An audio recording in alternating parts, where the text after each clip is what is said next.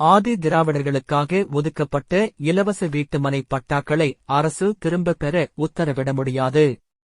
ஆதி திராவிடர்கள் நலனுக்காக ஒதுக்கப்பட்ட இலவச வீட்டு மனை பட்டாக்களை திரும்பப் பெற அரசுக்கு உத்தரவிட முடியாது என்று சென்னை உயர்நீதிமன்றம் உத்தரவிட்டுள்ளது.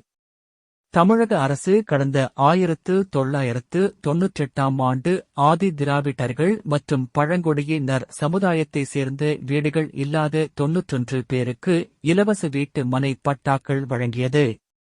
கடந்த 1998ஆம் ஆண்டு வழங்கப்பட்ட வீட்டுமனை பட்டாக்களில் இதுவரை ஒருவரும் வீடுகள் கட்டாததால் இலவச மனைகளை திரும்பப் பெற்று அரசின் நலத்திட்டங்களுக்கு பயன்படுத்த அரசுக்கு உத்தரவிட வேண்டும் என கோரி நாராயணசாமி கவுண்டர் என்பவர் சென்னை உயர்நீதிமன்றத்தில் மனு தாக்கல் செய்தார்.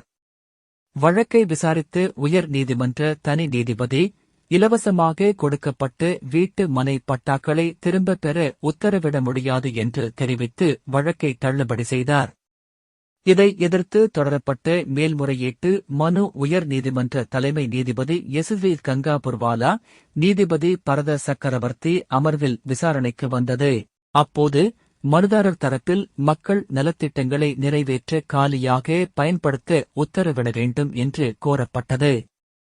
வழக்கை விசாரித்த நீதிபதிகள், இலவச வீட்டு மனை பட்டா பெற்றவர்கள் பொருளாதார ரீதியில் பாதிக்கப்பட்டு வீடுகள் கட்டாமல் இருக்கலாம்.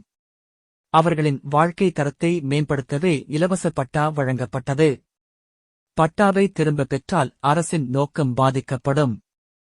ஆதி திராவிடர்களுக்கு அரசு நிலம் ஒதுக்கியதால் மனுதாரர் பாதிக்கப்படவில்லை.